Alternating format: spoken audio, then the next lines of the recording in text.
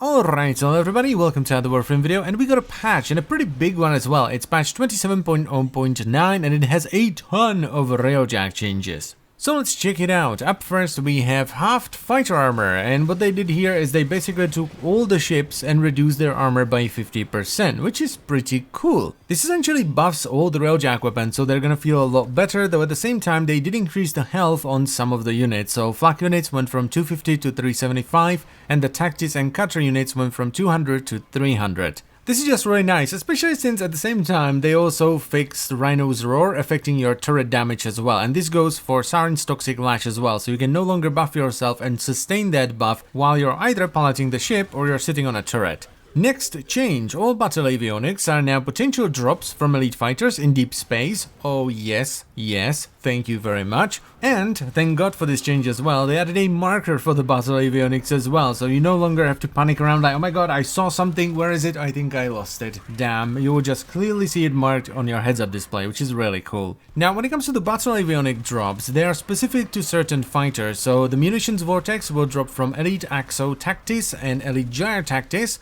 The countermeasures battle avionics will drop from elite Exo Tactis, elite Cosma Cutter and elite Gyre Cutter. Blackout Pulse will drop from elite Exo Tactis. Tether will drop from elite Exo Flak.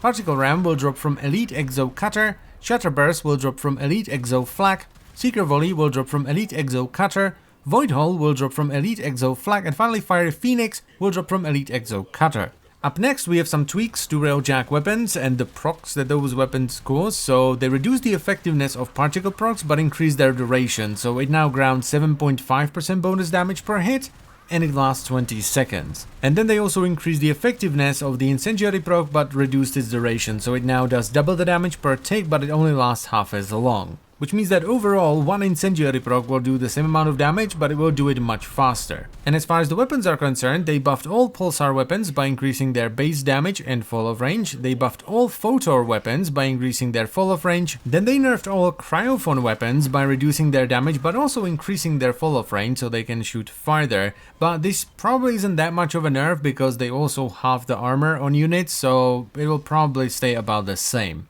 And finally, they also buffed all Zekti style weapons by reducing the amount of heat they generate by half. So instead of the Zekti weapons accumulating heat at 4 times the normal rate, they now do it at 2 times the normal rate. Then they completely decided to remove the repair drones from the market. So you can still get them as a reward at the end of a mission, you just can't buy them anymore. And while I truly believe they were genuinely just like, okay, this is just not great and let's take them out, there is a part of me that's just like, they probably made a lot of money with these over the holidays, so they were just like, you know what?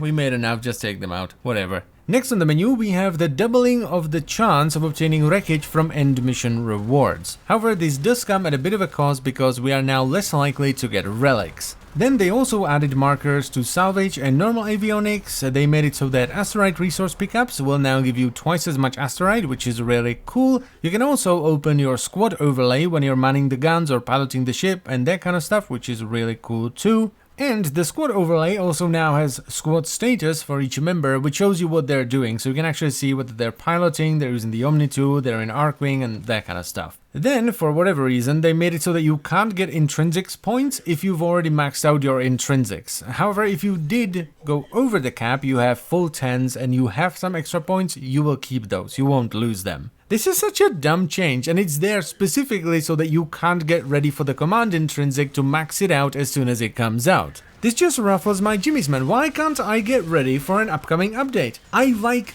getting ready for upcoming updates. I like stockpiling stuff, and when the update finally comes, I'm like, yaha, I am prepared, and it feels really good. It's what keeps me in the game. In between updates, I'm like, oh, I'm running low on plastids, better get some of them. Ooh, polymer bundles, running low, wee-oo, let's farm some of those as well. So this change, for me personally anyway, that's supposed to make us play the game more, is actually making me play less, because there's no point in getting ready anymore. And that is pretty much it for all the big stuff. The rest, and there is a lot of it still, is comparatively minor to what we just went through. So overall, a pretty fantastic set of changes, if I may say so myself, except for the intrinsics of course. And mind you, it's not that I hate this intrinsic change in particular, it's more that the mindset that led to this change is just dumb in my eyes. But anyway, that's it for the video. I thank you very much for watching. As always guys, I hope you've enjoyed it and I will see you next time. Bye bye.